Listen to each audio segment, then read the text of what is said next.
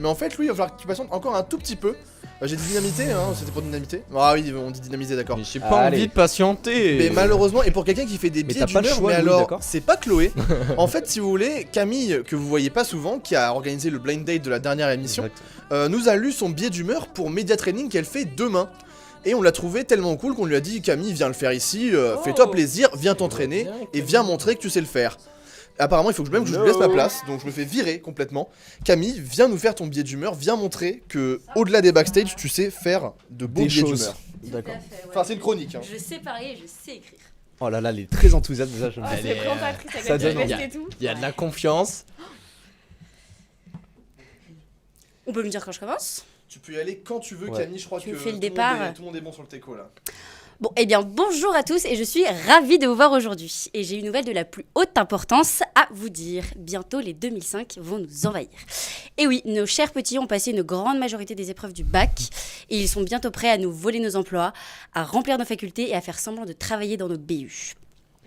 Ce fut une histoire rocambolesque pour la plupart de nos terminales qui ont dû traverser vents et marées pour pouvoir accéder à leur sujet bien préparé. Enfin bon, bien préparé, pas sûr, parce que l'académie, elle a pas trop géré. Ce sont nos chers lycéens d'économie STMG qui en ont fait les frais.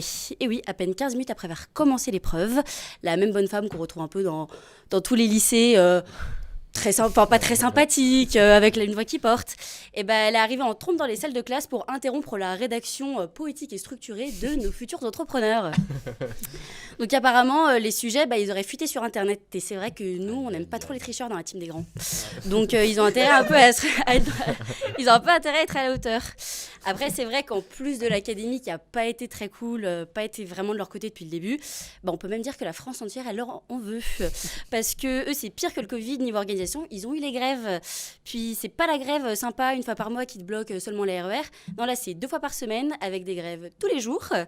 Avec des problèmes de transport tous les jours, des rues dégueulasses et jamais aucune date de précise. C'est-à-dire que tu connais littéralement, que tu connais littéralement la veille.